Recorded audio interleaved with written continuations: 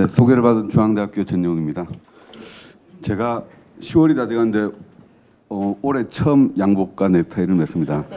제가 원래 프리스타일에 굉장히 강하거든요.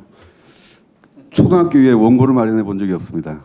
근데 제가 이 주어진 시간이 20몇 분인데 이 페이지가 90페이지를 어떻게 정확하게 전달할까 고민하다가 제가 인생에 처음으로 원고를 마련해서 읽어보도록 하겠습니다. 그래서 좀 어색하더라도 양해해 주시기 바라겠습니다.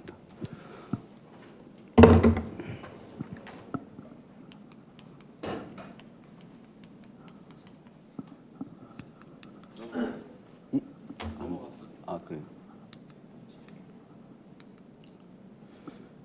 박 교수님께서 건축 산업의 현황과 쟁점에 대해 그 시적 관점에서 발표해 주셨다면 저는 조금 미시적 관점에서 특히 행정의 일선에서 시행되고 있는 사업을 중심으로 설명드리고자 합니다.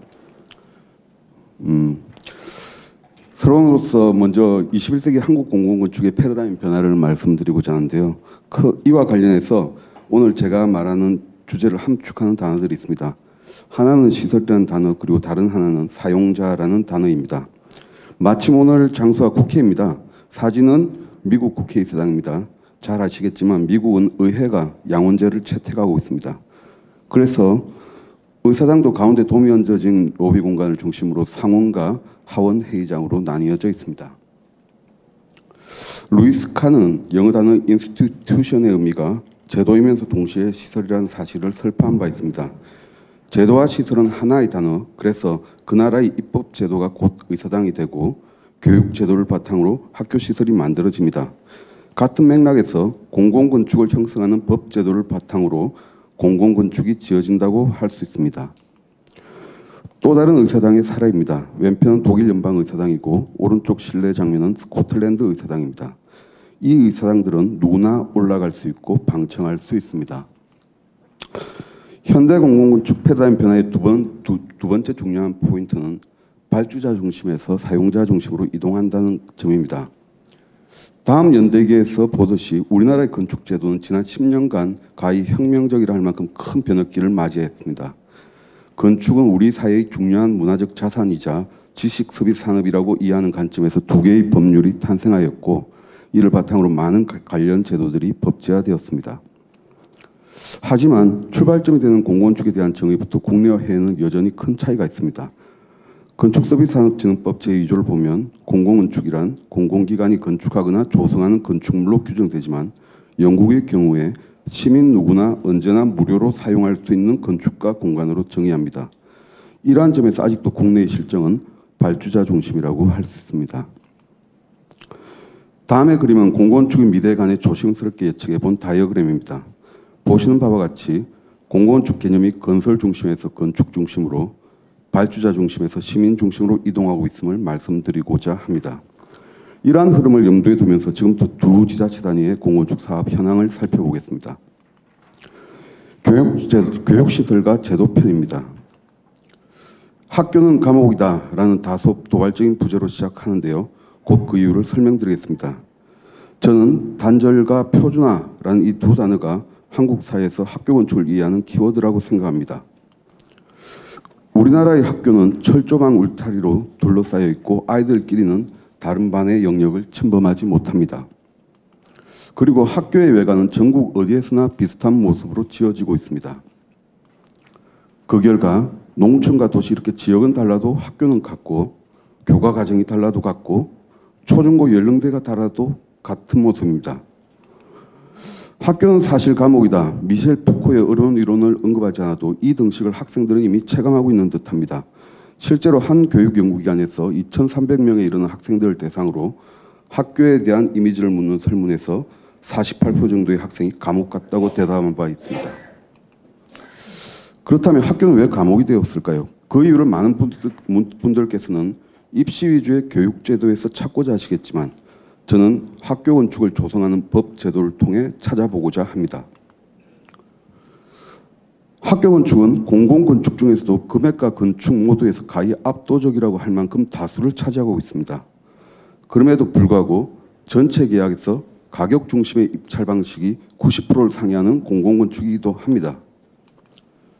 또한 기획과 발주, 낙찰과 선정과 계약, 그리고 설계에서 착공까지 이 모든 것을 8개월 안에 처리해야 하는 일정 속에서 진행됩니다. 이러한 속도전의 원인은 시설 관련 제도들에 기인합니다.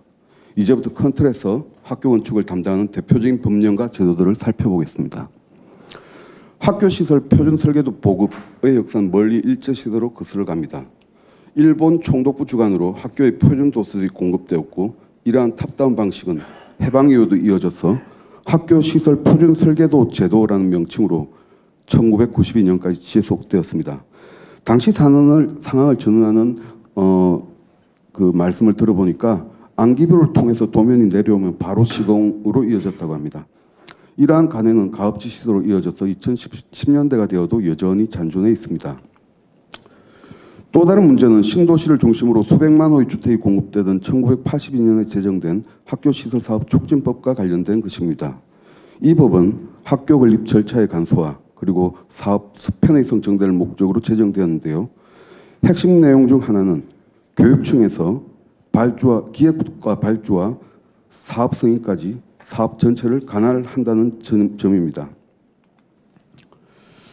그리고 이러한 효율성의 관점에서 국내의 모든 교육청들은 자체적인 학교시설 표준화 계획을 수립하고 있습니다. 이 표준화 계획서의 첫 페이지는 다음과 같습니다.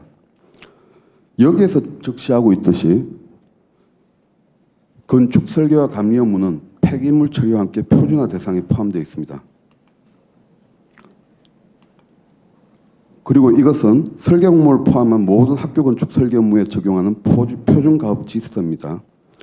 그런데 이러한 표준 가업 지시서를 추진 걸 보니까 건설기술관리법의 설계도서 작성 및 표준화 조항에 기초하고 있고, 이 법의 취지는 품질의 편차 방지에 있습니다. 2013년에 건축서비스산업진흥법이 제정되었으니 관련 규정도 변해야 하는데 다음과 같은 방식으로 변화가 있습니다. 이것은 교육청에서 학교 건축을 관장하는 핵심 기구인 설계자문위원회에 관한 규정인데요. 2015년에 보시는 바와 같이 개정이 됩니다. 그런데 재미있는 것은 그 내용이 설계자문위원회를 기술자문위원회로 명칭을 변경하고, 이 자문위원회의 담당 기능으로 학교 시설의 기본계획, 설계, 시공, 유지관리 그리고 디자인에 대한 자문이 추가되었습니다. 그런데 개정 이유를 보면 흥미롭습니다. 건설기술관리법이 건설기술진흥법으로 변경되었기 때문에 종전설계자문위원회를 기술자문위원회로 변경하고 그 위원회의 기능에 건축설계에 대한 자문을 추가한 것입니다. 즉 신설된 건축서비스산업진흥법이 아니라 같은 시기에 개정된 건설기술진흥법을 여전히 따르는 것입니다. 그런데 건설기술진흥법에서 기술자문위원회의 근거로 제시하는 것은 동법 제6조에서 부여한 건설공사의 설계 및 시공 등의 적정성에 관한 자문이라는 규정인데요. 이는 법령의 변화에도 불구하고 여전히 과거의 법에 따라 학교 건축의 관리가 이루어지고 있음을 보여줍니다. 한편 이러한 자문의 기능은 일례일 뿐 실질적으로 학교 건축과 관련된 모든 것이 표준화되어 있습니다. 가장 최신 버전인 2016년 표준화 등 업무 매뉴얼 모음집을 살펴보면요. 설계 용역은 표준 가업 지시서에 따라 수행되고, 설계 용역 대가 기준도 당연히 표준화되고, 이 설계 도서를 검증하는 체크리스트도 표준화되어 있습니다. 그리고 그 세부 내용들조차 몇십 년간 사용하던 버전이 그대로 사용되고 있습니다. 설계 공사 디자인 지침도 표준화되어 있는데, 일례로 지침에서 명기한 크기와 형태 그대로 교실을 설계하지 않으면 실격 처리되는 경우도 있었습니다. 그런데 이러한 표준화 시리즈 행정을 거슬러 올라가면 그 법적 근거 역시 건설기술진흥법 제5장 제1절 건설공사의 표준화에 두고 있음을 확인할 수 있었고, 특히 첫 번째 조항인 제43조가 설계 등의 표준화를 규정하는 내용입니다. 학교의 설계 행위는 바로 여기에 기초하고 있습니다. 이러한 표준화의 절차와 위원회의 심의 결과를 따르다 보면 창의적으로 설계된 학교, 공모전을 통해 당선된 학교도 실시 설계에서는 다음 사진과 같이 바뀌게 됩니다. 다시 한번 건기법 제2조의 정의를 상기시켜드리고자 합니다. 건설기술이란 다음 각목의 사항에 관한 기술만 한다. 여기서 건축사법에 따른 건축설계는 제외. 분명하게 보듯이 현행법상 건축설계는 건설기술 용역이 아닙니다. 그러나 현실은 그렇지 않은 것 같습니다. 여전히 학교는 건축을 다루는 법이 아닌 건설을 다루는 법에 기초하여 지어지고 있다라고 할 수 있습니다. 해외의 경우를 보면 당연히 그렇지 않습니다. 시간상 제가 자세한 설명을 드릴 수도 없지만 일례로 영국의 경우 BSF 프로그램을 바탕으로 중앙부처, 지역교육청, 공공건축지원센터, 해당 주민 그리고 건축 전문가들이 한 그룹이 되어 기획 단계에서부터 협력 체계를 구축하고 있습니다. 일본의 경우에는 1992년부터 학교 건축 관련 법제를 전면 정비하였습니다. 그리고 건축 설계 육성 정책을 시행하고 있습니다. 가령 문부성이 확보한 예산을 바탕으로 학교의 경우 설계비를 오히려 가산하여 지급함으로써 설계 품질을 확보하고 기존 학교 공간의 틀을 깨는 다목적 공간에 대하여 면적 가산 제도를 적용함으로써 시설의 특성화를 주도하고 있습니다. 또한 협상에 의한 계약과 유사한 대안입찰제를 활성화하는 등 표준화의 패러다임을 벗어나는 학교를 지탱하고 있습니다. 저는 우리 사회의 구성은 그 누구도 학교를 감옥같이 짓기를 원치 않는다고 봅니다. 이러한 점에서 문제는 교육제도가 아니라 건축제도에 있음을 직시할 필요가 있습니다. 다음으로는 서울시의 공공건축 사업에 관해 살펴보고자 합니다. 먼저 통계로 본 서울시 공공건축 사업의 현황에 대해 간략히 설명드리겠습니다. 서울시 계약마당이 개선된 2013년 1월부터 2016년 6월까지 무려 3년 6개월 동안 이루어진 총 72,060건의 서울시 전체 계약 물량 중에 6,035건이 공공건축 사업에 해당합니다. 많은 내용 중에서 오늘 발제와 관련된 몇 가지 사항만 간추려 보겠습니다. 먼저 사업 유형으로 분류했을 때 건축물이 3,401건인데 이것은 전체 물량의 56%에 해당합니다. 압도적인 숫자입니다. 전체 사업 단계 중 설계와 공사 대비 기획과 감리 업무는 12.2%에 불과합니다. 본청 대비 자치구의 발주 비율이 84.8%를 차지하는데 이는 본청보다 자치구 물량이 훨씬 크다는 점을 보여주며 또한 건수 측면에서 소규모 공공건축물이 상당함을 의미합니다. 전체 계약 중 68.1%가 수의계약으로 진행되었는데 이 비율은 경쟁 입찰에 비해 매우 높은 수치입니다. 이러한 통계들을 통해 다음과 같은 문제점들을 확인할 수 있었습니다. 설계 대비 기획 단계 계약 건수가 약 17% 정도인데 이는 공공건축 사업에서 기획 업무의 부실화가 우려되는 비율입니다. 사전검토 제도 의무화 대상 사업 중 실제로 제도를 이행한 사업은 매우 극소수로서 이는 건축서비스산업진흥법에 따른 사업계획 사전검토 제도가 전혀 작동하지 않고 있음을 보여줍니다. 공사 대비 감리 계약의 건수는 약 11%이며 설계 의도 구현을 위한 업무 계약은 전무합니다. 실제로 작은 규모의 공공건축은 소관부처의 담당 공무원에 의해 기획 업무와 현장 관리까지 이루어지는 현실을 감안할 때 이는 감리 업무의 부실화가 사후 설계 관리 업무가 부재함을 보여줍니다. 설계 단계의 물량만 따로 떼어 검토하면 가격 입찰에 의한 계약이 다수를 차지하고 있음을 알 수 있으며 이는 설계 발주에서 여전히 품질보다 가격이 우선시되고 있음을 보여줍니다. 다음으로는 이러한 통계 결과를 염두에 두면서 공공건축 사업의 제도적 문제들을 검토하고자 합니다. 이 부분도 두 가지식으로 말씀드리자면 관계 법령에 따라 신설된 업무들의 세부 사항에 관한 제도적 장치들이 거의 부재하다고 할 수 있습니다. 건축기획은 그 정의와 업무 내용이 명확하지 않고 사전검토 제도는 업무 체계 및 처리 방법이 미비합니다. 그래서 용역 발주 심의 등이 이를 대신하고 있습니다. 그리고 발주제도 역시 제도상의 모순점이 다수 발견되고 사후 관리 제도는 시행되지 않고 있습니다.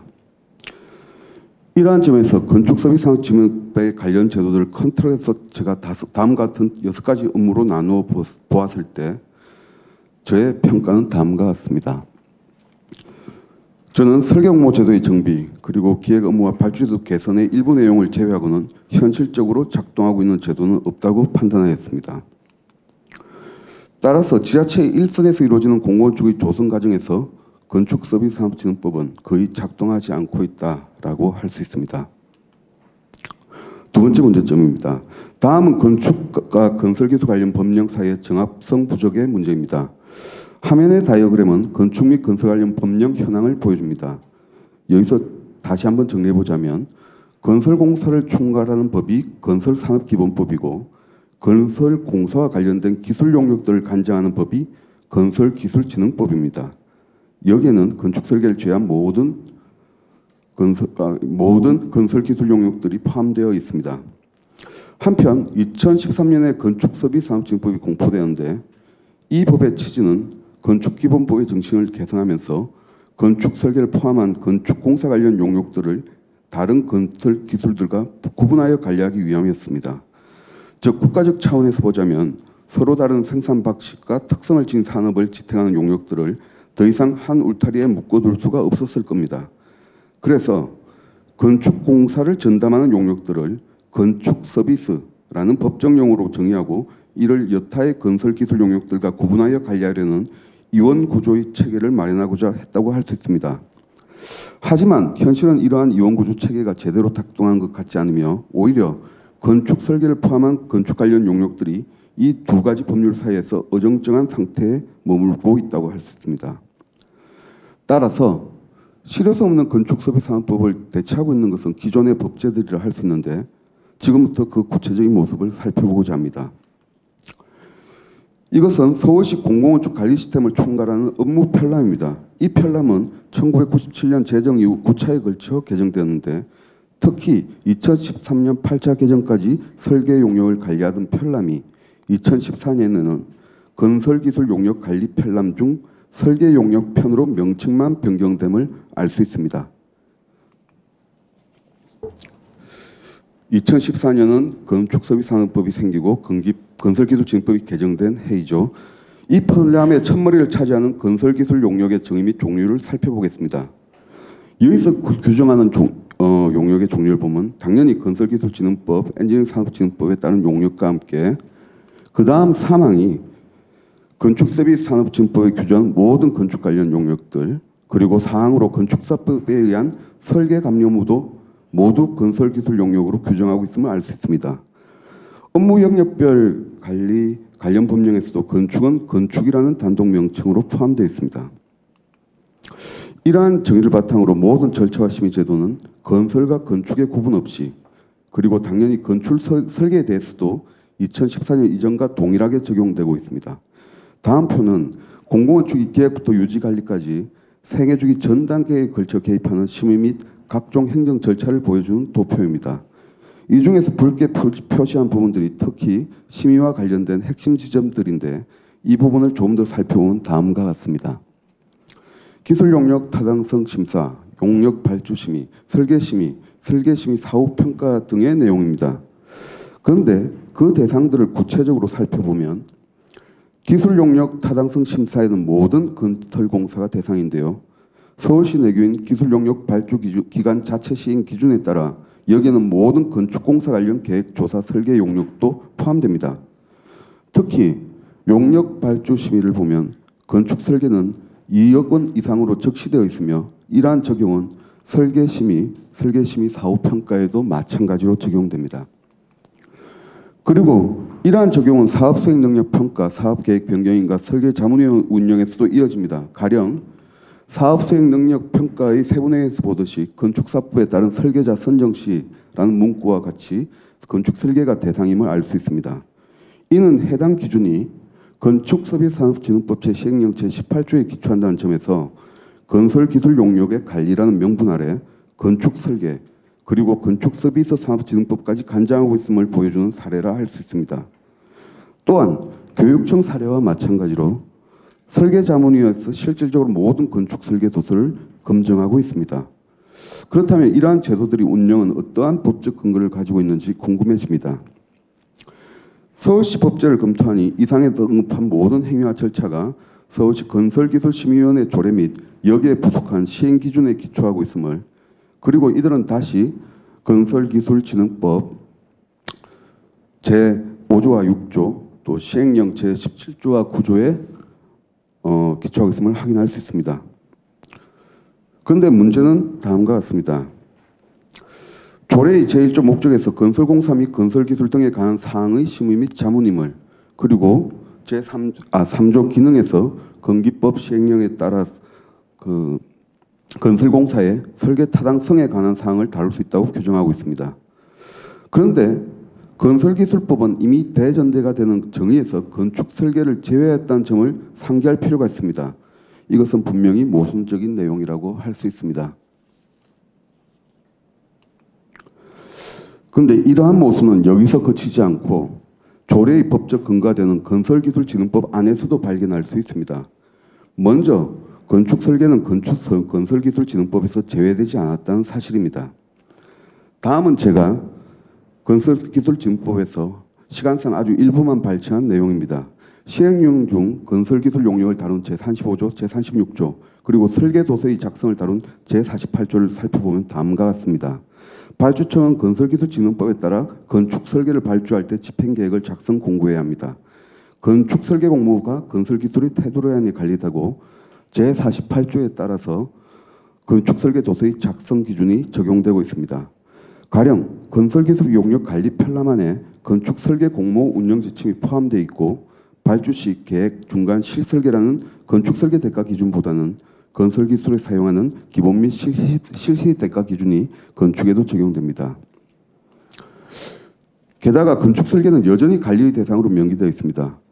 법 제57조에서 규정하는 건설사업관리 대상 설계 용역에 건축이 포함되어 있으며 법 제87조의 부실 측정 규정 역시 건축사법에 따른 건축설계를 포함하고 있음을 보여줍니다. 이러한 제도의 체계를 친절히 안내하기 위해 만든 플로우 차트는 이러한 기속 관계를 상징적으로 보여줍니다. 건축사법에 의한 설계의 경우 이리로 가라 이렇게 표시를 합니다. 건축인이라면 잘 알고 계실 명구 형태는 기능을 따른다를 패러디하자면 건축은 건설기술진흥법을 따른다고 할 수 있으며 법은 여전히 건축을 건설기술 용역의 일부로 취급함을 확인할 수 있습니다. 그리고 한 가지 더 주의해야 될 사실이 있습니다. 건축소 공사와 관련된 용역에 건축 설계만 있는 것이 아니라는 점입니다. 그렇다면 건축 관련 계획, 조사, 감리, 사후관리 등의 용역은 누가 담당한가의 문제입니다. 옆에 표에서 잘 알 수 있듯이 건축은 그저 건축입니다. 그런데 실은 여기에서 말하는 건축은 제2조 정의에서 제외했던 건축 설계입니다. 그래서 공건축이 탄생하는 가장 중요한 순간인 기획 업무를 포함해서 나머지 업무들은 모두 엔지니어링 사업체들이 담당하게 됩니다. 실질적으로 공사를 감리를 수행하는 건설 사업 관리도 마찬가지입니다. 전기, 기계, 정보통신 분야들도 분리된 세부 내역을 가지고 있고 또 대부분은 계획 설계 감리를 같이 수행할 수 있는데 건축은 소방과 더불어 그냥 건축입니다. 따라서 공건축 조성 과정의 대부분을 담당하는 주체가 건축 설계자가 아닌 건설기술 용역업체라고 할 수 있습니다. 마지막으로 관련 법제 개선 방안 제안입니다. 다음의 그림들은 해외 공공건축 관련 제도들에 관한 내용입니다만 제가 시간상 자세한 설명을 생략하고 한마디만 드리자면 해외 선진국들은 절대로 공공건축을 우리와 같이 다루고 있지 않습니다. 지금까지 내용을 바탕으로 법제 개선 방안을 제안하자면 다음과 같습니다. 먼저 건축산업에 적합한 법제도의 정비와 구축을 제안하고자 합니다. 이는 건축과 건설 관련 법령의 전면 개편을 의미합니다. 그리고 이것은 국가와 지자체 단위에서 각각 이루어져야 할 사안입니다. 그 이유는 다음과 같습니다. 첫째, 건축서비스산업진흥법이 아직 건축산업 용역들을 제대로 관장하기에는 부족한 부분들이 많다는 점입니다. 또한 이 문제는 건축산업과 관련된 많은 용역들 중 오죽 건축설계만 제외시킨 건설기술진흥법의 모순과도 연관되어 있습니다. 따라서 국가적 차원에서는 표준화에 기초한 건설산업과 구분하여 건축산업을 그 특성에 맞게 관리할 필요가 있다는 점에서 건축서비스산업진흥법과 건설기술진흥법의 관련 조항을 전부 개정할 필요가 있습니다. 둘째, 건설기술진흥법을 지탱하는 하부 구조가 시조례, 행정지침 그리고 업무 매뉴얼 등이 수십 년에 걸쳐 정비되어 온 반면에 건축서비스산업진흥법을 지탱하는 조례나 행정지침 등은 아직 마련되어 있지 않은 상황입니다. 그 결과 건축에 관한 각종 행정 절차들 역시 건설기술진흥법 및 관련 법제에 기초하여 시행될 수밖에 없는 상황입니다. 따라서 지자체 단위에서는 건축산업에 적합한 조례 및 업무지침을 제정하고 여기에 맞는 행정 시스템을 정비해야 할 것입니다. 가령 이러한 관점에서 보자면 일례로 건설기술진흥법 제2조의 정의를 다음과 같이 수정할 필요가 있습니다. 제2조에서 건설공사, 가를 열고 건설산업기본법 제2조 제4호에 따른 건축공사는 제어해야 한다. 이와 같이 말입니다. 이것에 관해 오해가 없기를 바라는데요. 이것은 건설공사에서 건축공사를 분리시켜 별도로 다루자는 의미가 아닙니다. 건축공사와 관련된 용역들을 별도로 관리하자는 의미입니다. 다시 말해서 건축공사를 수행하는 관련 기술 용역들을 통합하여 관리할 수 있는 법체계 마련을 위한 근본적인 대책 수립이 필요함을 말씀드리고자 합니다. 두 번째는 설계자의 시공 단계의 참여 제도를 현실적으로 가동해야 한다는 점입니다. 이를 통해 설계의도 구현을 통한 공공건축 품격 확보를 위한 방안을 마련하는 교도보로 삼아야 할 것입니다. 건축서비스산업진흥법에서는 제도 이행을 위한 의무화 조항을 마련해야 할 것이며 또한 예산의 문제가 숨어있는 복병인 만큼 그 대가의 지급 방안이 마련되어야 할 것입니다. 마지막으로 건축서비스 산업의 입찰계약 관련 법령 정비, 특히 국가배약법과 지방계약법 정비를 통한 건축산업 활성화 방안 마련을 제안하고자 합니다. 가령 지방계약법에는 명시되어 있는 설계공모에 의한 낙찰자 결정 조항이 국가계약법에도 포함될 필요가 있습니다. 국가계약법 제43조 및 지방계약법 제44조에 명기된 지식기반 산업의 계약방법 조항에 건축서비스산업진흥법이 추가되어야 할 것입니다. 이는 다른 유사 법령의 사료와 형평성을 고려할 때 너무나 타당한 조치인데요. 이를 통해서 품질에 기초하여 우수한 건축안을 선정하고 계약할 수 있는 보폭이 넓어질 것입니다. 한번 지어진 건축은 무척 단단하고 오래갑니다. 저는 이러한 제도 개선이 국가 운영 차원에서 산업 경쟁력을 강화하고 품격 있는 공간 환경 조성을 통해 시민들의 행복권을 보장하고 나아가 후대의 자손들에게 부끄러움 없는 자산을 물려주기 위한 중대한 변화의 출발점이라고 생각합니다. 따라서 건설의 시대가 건축의 시대로 바뀌려면 건축을 건설로 관리하는 법률과 제도부터 바뀌어야 된다. 이 말씀을 드리면서 발제를 마치겠습니다. 감사합니다.